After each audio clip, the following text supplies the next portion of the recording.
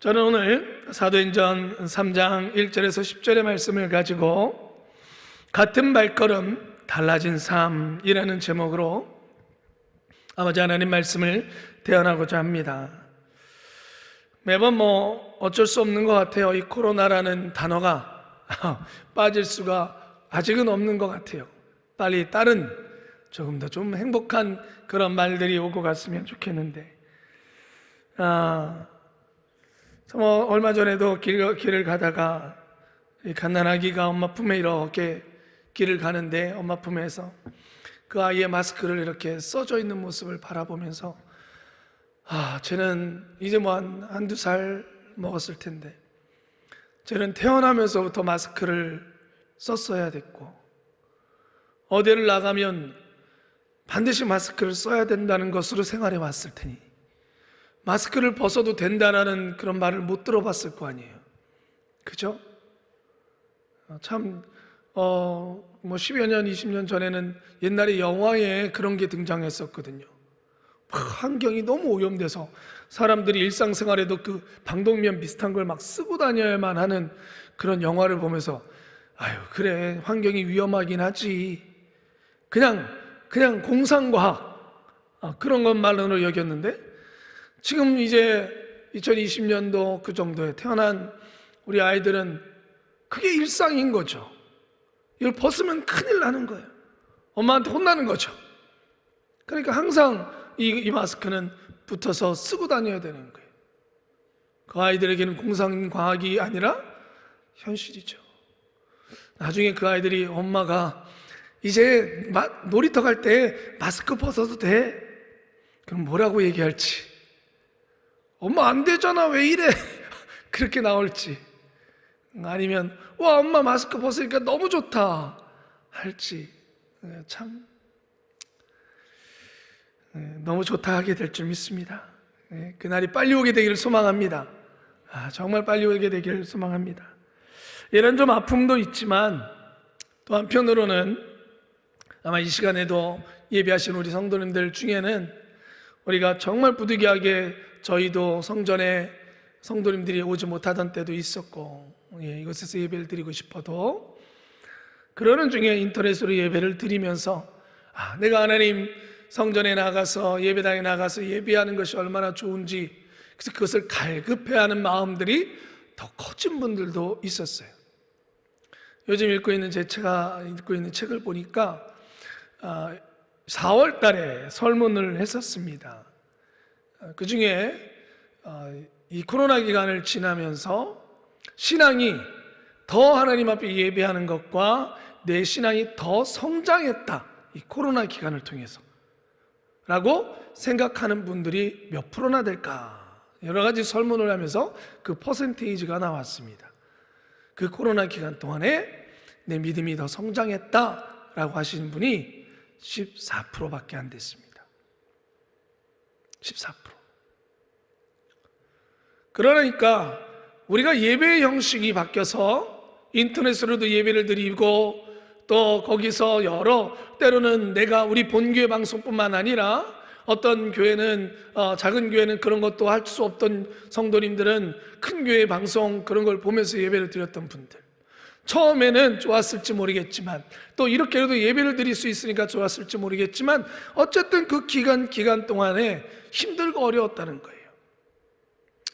그러나 여전히 그래도 여러분, 그나마 긍정적인 것은 14%는 그래도 더 갈급함이 있었다라는 거예요.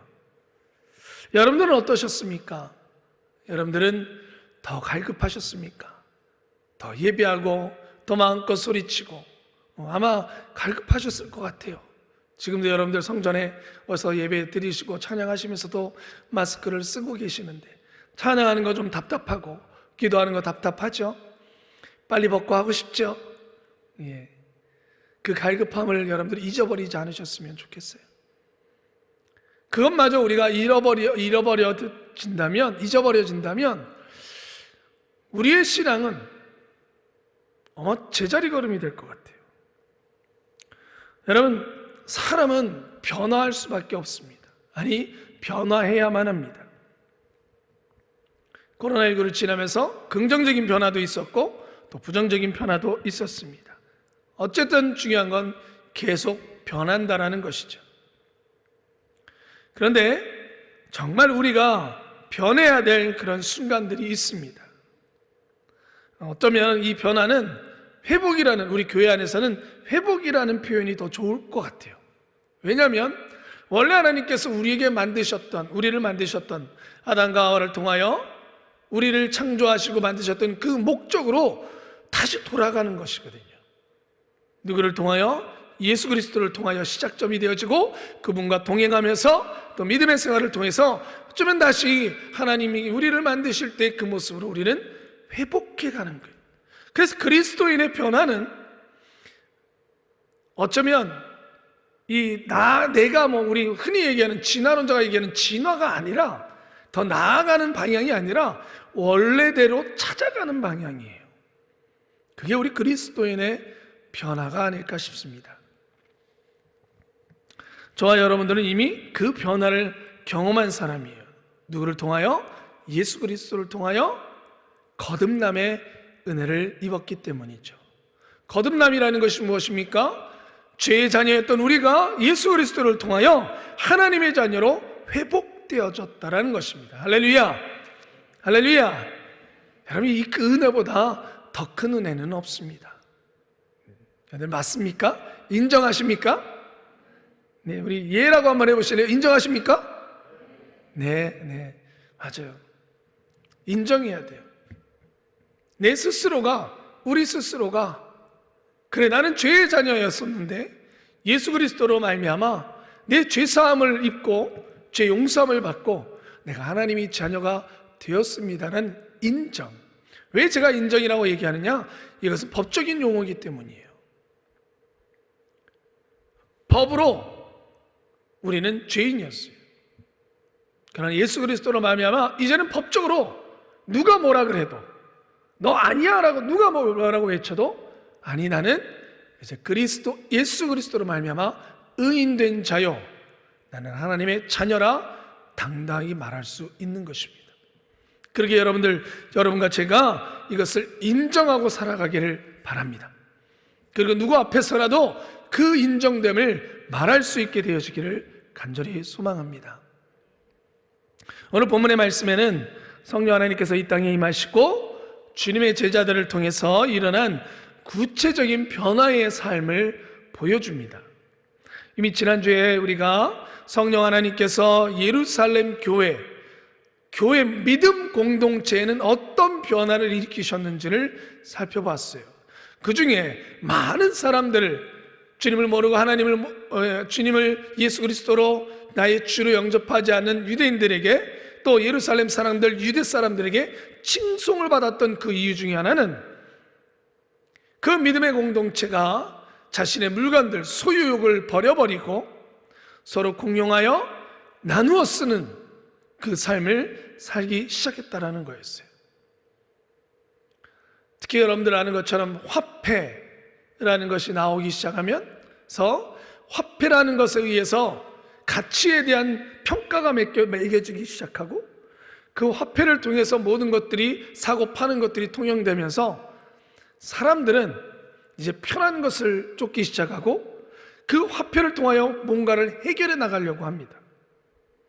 예수님께서 성전에 오셨을 때 매매하던 자, 또 판매하던 자를 성전 안에서 했던 사람들을 그 상을 뒤엎으셨어요.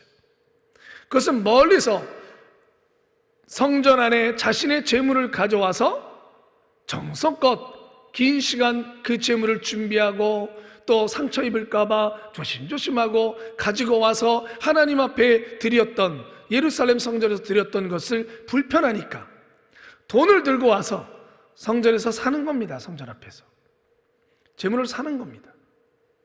자신이 준비하는 것이 아니라 그냥 매매하는 겁니다. 그래서 쉽게 재물을 바치는 것이죠. 거기에는 구약에서 말씀하는 하나님 앞에 드리는 예물을 준비하는 그 마음이 없습니다. 예전에 우리가 그런 얘기 했어요. 우리 목사님들도, 우리 선배 목사님들 그 시대 때 먼 곳에서 예배 오시는 분들한테 또 그 먼 곳에서 오시는 분들이 오히려 더 일찍 와요. 그리고 그분들은 그 긴 시간, 오는 시간 동안 여러분 하나님 생각하고 오는 거죠. 그런데 오히려 가까이 계신 분들이 오히려 지각하죠. 좀 편해서 그런지 모르겠지만 신기해요. 그만큼 준비되어진다는 것이 중요한데, 그래서 돈이라는 것 때문에 이 돈에 대한 소유욕, 내 편리함, 내 쉬운 것, 내 육신의 편한 것들, 욕구를 채워줄 수 있는 이 돈이라는 욕구는 굉장히 강해지기 시작합니다. 그런데 여러분, 그러한 것들을, 그 소유욕을 버려버릴 수 있다는 것, 그것이 내 것이 아니라 나누어 쓰려고 하고, 또 이것이 하나님이 내게 허락하신 것이라는 분명한 소유권에 대한 분명한 인식이 있고, 그리고 내가 하나님께서 허락하신 것에는 분명히 나눌 몫이 있다는 것, 다른 사람들을 향한 그 몫이 있다는 것을 알았다는 것, 그리고 그 삶을 실천해 살아갔다는 것은 예루살렘 믿음의 공동체에 큰 변화를 가져왔었습니다. 우리는 지난주에 그것을 봤습니다. 그런데 이제 성경이, 오늘 우리가 읽은 본문이 이제는 그 눈을 가장 한 개인에게로 돌립니다. 믿음의 공동체에서 이제는 그러면 그 안에 속한 사람들은 어떻게 개별적으로 살아갔을까? 그나마 공동체라면 묻혀서 간다라고 생각할 수 있지만 성경은 그래서인지 이제는 개인에게로 눈을 돌립니다. 그래서 베드로와 요한, 그리고 안진뱅이 한 명이 등장합니다. 여러분, 오늘 베드로와 요한도 마찬가지였습니다. 성령 하나님께서 베드로와 요한을 어떻게 변화시키셨는지, 그리고 그 둘을 통하여 안진뱅이의 삶을 어떻게 변화시키셨는지를 오늘 보여줍니다. 우선 베드로와 요한에게 변하지 않은 것이 있습니다. 그것은 오늘 1절 말씀해 보니까 베드로와 요한은 성전에 시간을 맞춰서 기도하러 올라갔습니다. 이것은 변화된 것이 아닙니다. 원래 유대인들은 율법에 따라 지금 시간으로 얘기하자면, 지금 시계로 얘기하면 오후 3시, 하루 3번 기도하러 올라가는데 오후 3시에 예전처럼 기도하러 올라가는 거였습니다. 이거는 당연한 일상입니다. 여러분, 우리가 예수님을 믿고 또 성령의 충만함을 받고 그런다 그래서 여러분, 나 오늘부터 직장 그만두고 기도원에 올라가 살래, 그렇게 얘기하지는 않죠. 우리가 살아가던 삶의 터전으로 여전히 돌아갑니다. 우리의 일상으로 돌아가서 살아갑니다. 변하지 않는 겁니다.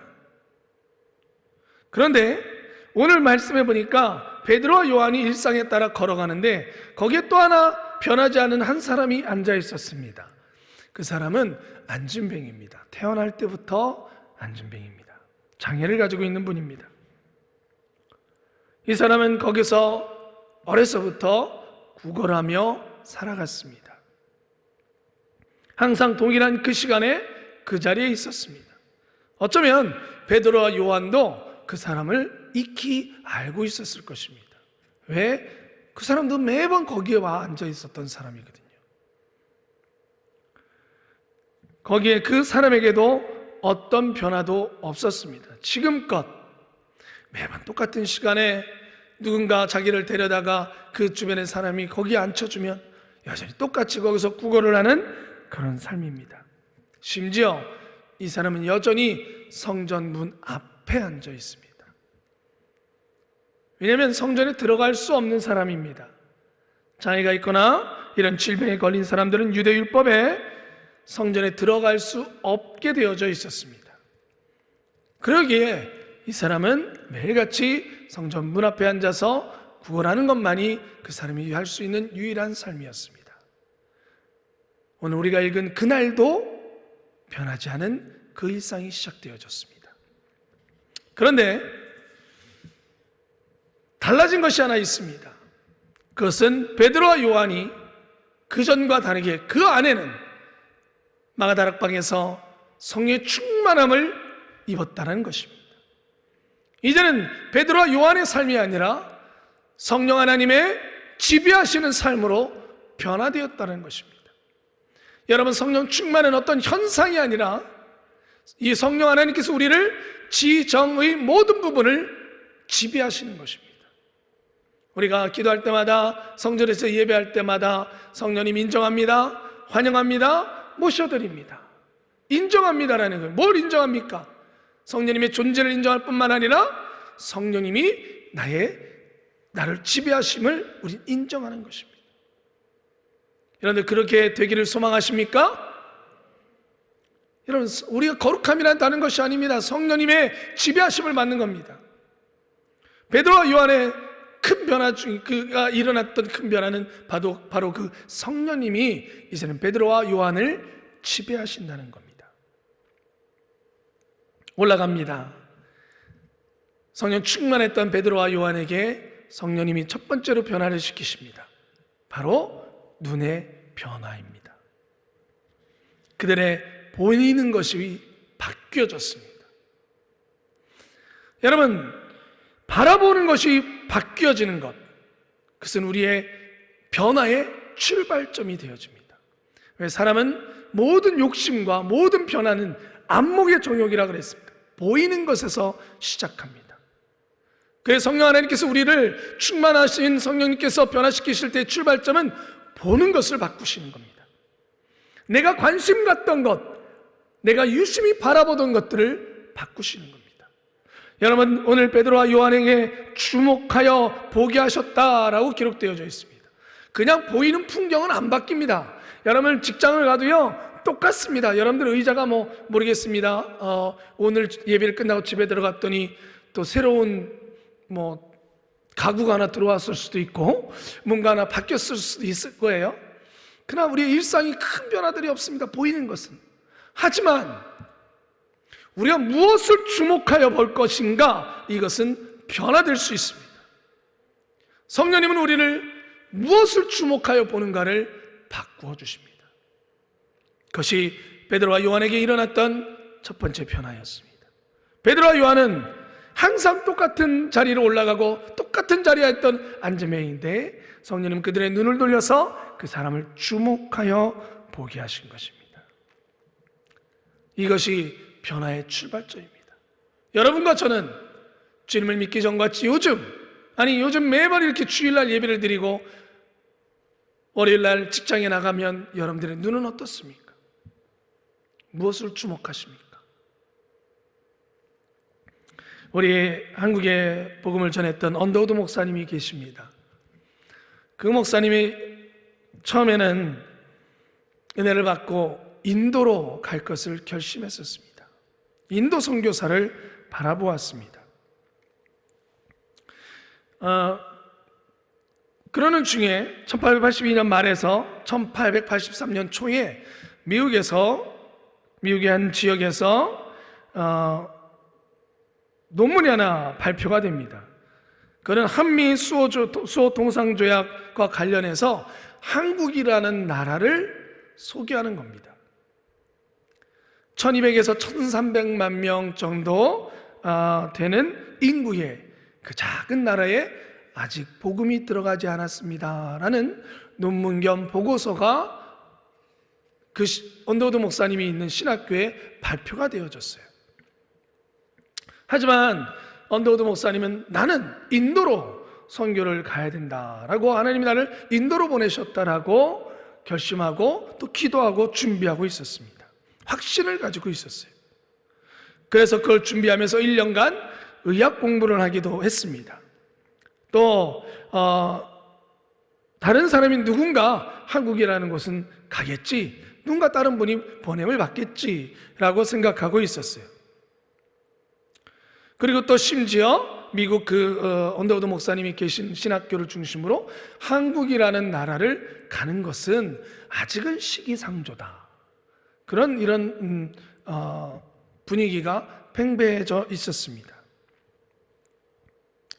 그러는 중에 한국에 나가는 것은 시기상조다라는 것을 이야기 듣는 중에 이 언더우드 목사님의 마음속에 한 가지의 메시지가 다가왔습니다. 그 메시지는 왜 너 자신이 가지 않느냐라는 메시지였어요. 하지만 언더우드 목사님은 하나님, 저는 인도로 부르심을 받지 않았습니까? 저는 인도로 가려고 지금껏 준비했습니다 하고 그 소리를 그냥 흘려 넘기고 말았어요. 그러던 중에 인도로 가려는 그 길이 열려지지 않는 겁니다. 계속 인도 선교의 길이 막혀지게 되어졌어요. 그래서 언더우드 목사님이 결심을 합니다. 내가 이번에 인도로 가는 길이 열리던가 아니면 미국에서 목회를 하던가 둘 중에 하나를 결심해야 되겠다. 그런데 때마침 이 인도로 가는 길이 자꾸 열려지지 않는데 미국에서 한 교회에서 이 언더우드 목사님을 청빙하는 겁니다. 그 길이 열린 거죠. 그냥 미국에서 목회해야 되겠는 길이 열린 거예요. 그래서 하늘 수 없이 언더우드 목사님이 이제는 내가 인도로 가는 것도 막혔고 그래 하나님이 인도로 가는 게 원하시지 않나 보다. 그리고 또 미국에서 목회하는 그 길은 열려서 청빙을 받기도 하고 그래서 그렇게 결심을 하고 준비하는 그 순간에 이제 뉴욕 교회 청빙을 받고 그 수락 편지를 써서 제가 뉴욕에 있는 그 교회로 이제는 가겠습니다 하고 수락 편지를 딱 써서 그 편지를 우체통에 집어넣으려는 그 순간에 다시 한번 그 전에 들었던 동일한 음성이 들려왔습니다. 한국에 갈 사람이 하나도 없다니 한국은 어떻게 될까? 이 음성이 언더우드 목사님에게 들려왔어요. 언더우드 목사님은 그 봉투를 넣지 않고 돌아왔습니다. 그리고 한국으로 갈 결심을 하셨습니다. 여러분, 성령 하나님은 언제든지 하나님이 원하시는 길을 우리가 봐야 될 것이 무엇인지, 우리가 어떠한 것에 집중해야 되는지 성령님은 가르쳐 주십니다.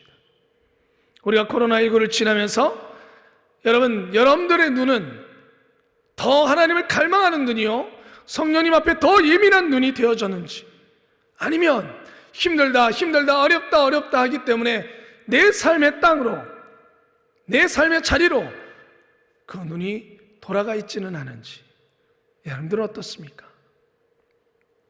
만약 베드로와 요한이 성령님의 의지에 따라 눈을 돌리지 않았다면 나는 이게 일상이야, 나는 그래도 하나님께 기도하러 가는 길이잖아 라고 얘기하면서 스스로 예배하러 가야지 하면서 그 눈을 안진뱅이에게 돌리지 않았다면 여러분, 오늘의 이 역사적인 정말 놀라운 기적의 역사는 일어나지 않을 것입니다. 성령님은 우리의 바라보는 것을 바꾸셔서 정말 하나님이 보이고 싶은 것, 하나님이 바라보라고 하시고 그 속에는 도와야 될 사람이 있을 겁니다. 위로해야 될 사람이 있을 것입니다. 함께 해줘야 될 사람이 있을 것입니다.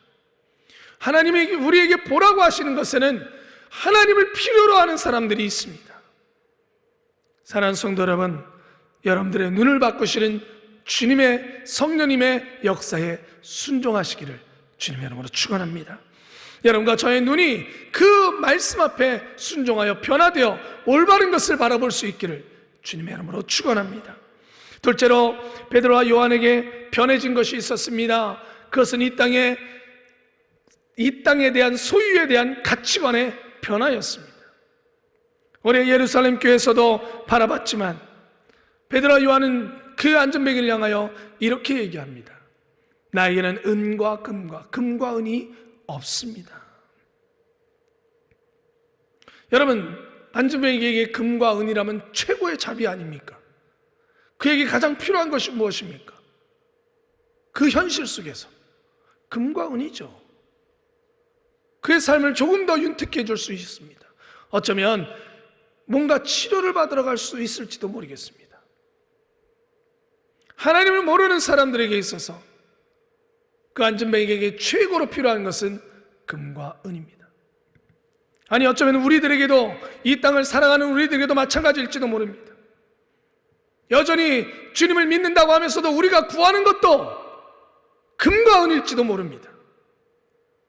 기도하는 태반의 것이 금과 은을 달라고 우리가 말할지도 모릅니다. 내 주머니에 금과 은이 얼마만큼 있는가, 그거에 따라서 우리의 믿음이 하나님께 응답받았는가 안 응답받았는가, 심지어 우리의 믿음의 척도도 내 소유에 있는 것을 가지고 말하는지도 모르겠습니다. 그런데 오늘 하나님의 초대교회의 사람 베드로와 요한, 성령의 사람, 그 사람의 입에서 나오는 말은 금과 은이 없다라는 거였습니다. 그럼 정말 없을까요? 그러면 우리가 다 버려버리고 아무것도 없는 채로 살아가는 것일까요? 아니요, 지난주에 우리가 나눴었죠. 이건 소유에 대한 문제라는 거예요. 금과 은이 내 소유가 아니라는 것, 그것을 말하고. 그럼 도대체 베드로와 요한이 가진 것은 무엇입니까? 아무것도 없이 텅텅 빈 상태로 살아가도록 하나님 우리에게 원하시는 것일까요? 아닙니다. 베드로와 요한이 가진 것이 있었습니다. 그것은 예수 그리스도의 이름의 권세인 줄 믿습니다. 할렐루야! 여러분 안에도 있으십니까? 예수 그리스도의 이름의 권세가 있으십니까? 여러분, 베드로와 요한에는 분명히 확신이 있었습니다. 내 안에 예수 그리스도의 이름의 권세가 있다. 그것은 음과 금과 은과 비교할 수 없는 것이고, 나는 이것을 쓸 수 있다라는 것을 베드로와 요한은 알 수 있다는 거예요. 우리는 항상 어떻게 돈을 써야 되는지, 쓸 것은 돈과 돈밖에 없고 금과 은과 같은 물질밖에 없다라고 생각하는데, 베드로와 요한은 아니, 내 안에 계신 예수 그리스도의 이름의 권세를 쓸 수 있다는 것을 알고 있었다라는 거예요. 여러분들은 알고 계십니까? 내가 그리스도인이라는 걸 여러분들은 어떻게 쓰십니까? 예전에는요, 제가 자꾸 예전에 하니까 굉장히 옛날 사람 같아가지고, 그건 아닙니다. 6.25 때 얘기하는 건 아니고요. 그래도 가까운 7, 80년대 한참 한국교회가 여러분들 정말 하나님 안에서 부흥하며 그리스도인들이 그리스도인답게 살아가려고 할 때, 매일 주일날 오면 눈물 뿌려 하나님 앞에 기도하고 그 회개된 마음을 가지고 살아가면서 조금이라도 더 거룩한 백성으로 살아가려고 애쓰고 힘쓸 때에는요, 교회 다닌다 그러면 그래도 신용 등급이라도 더 높았죠.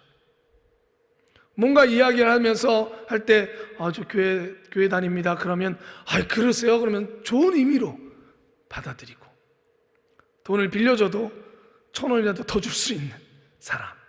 왜요? 갚으니까. 믿을 수 있는 사람이니까.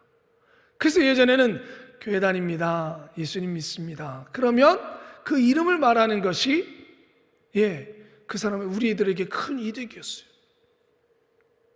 근데 요즘은요, 좀 안타까워요. 근데 제가 얼마 전에 참 감사한 일이 하나 있었습니다.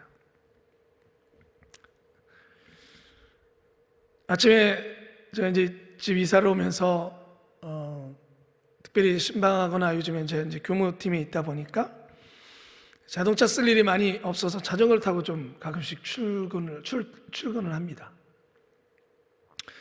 그날은 이렇게 아침에 자전거를 타고 이렇게 쭉 저희 교회 쪽으로 오는데, 문학동 쪽에 이제 그 지구대가 있습니다. 지구대 그 경찰차가, 여러분들 경찰차 보면 괜찮죠? 무섭지 않으시죠? 네. 경찰차가 이렇게 있어서 지구대에서 이렇게 빠져서 도로로 나가려고 이렇게 좀 움직이더라고요. 그래서 저는 이렇게 가다가 뒤로, 경찰차 뒤로 가려고 이제 천천히 지나가는데, 경찰차가 멈추더니 갑자기 뒤로 백을 하는 거예요. 도로로 진입했다가 이렇게 뒤로 백하는 거예요.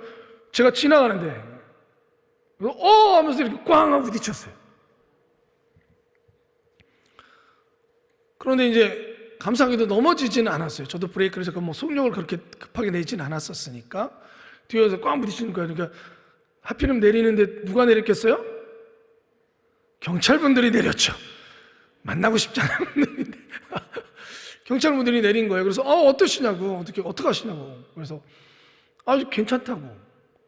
근데 제가 더 걱정된 게 뭐냐면 경찰차 기스 났을까 봐. 어쨌든 제가 피해를 본 건데 경찰차 기스 나면 혹시라도 내가 물어야 될까 봐. 그래서 제가 대번에 경찰차 어떡하죠? 기스 날 것 같은데 제 자전거랑 부딪혔으니까. 그런데 이제 경찰 그 분은 좀 나이가 드신 분인데 어디 다치지 않으셨냐고, 경찰청 괜찮다고. 그래서 연락처를 저희가 드리겠다고 그러는 거예요. 근데 저는 괜찮다고요. 괜찮습니다. 혹시 경찰차 기스 났을 텐데 괜찮으시겠어요? 그런데 괜찮다고. 연락처 드릴 텐데 제가 계속 괜찮다고, 몸은 안 부딪혔습니다, 이렇게 얘기하니까 도대체 무슨 일 하시는 분이라는 거예요.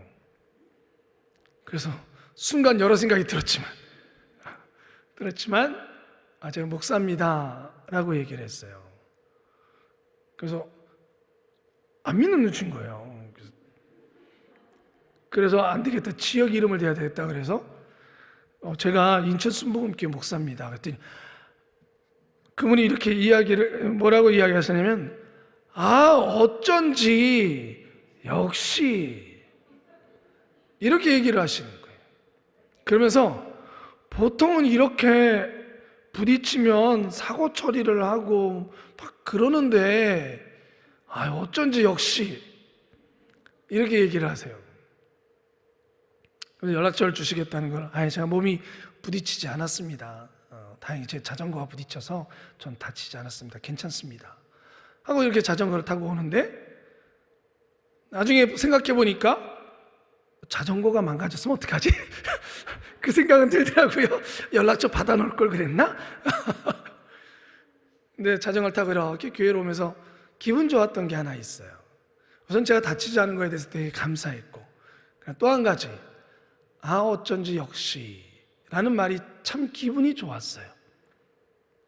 그 말은 여전히 그리스도인이라는 이 이름이 선하고 착하다는 것에 그리스도인이라는 이름이 쓰일 수 있구나.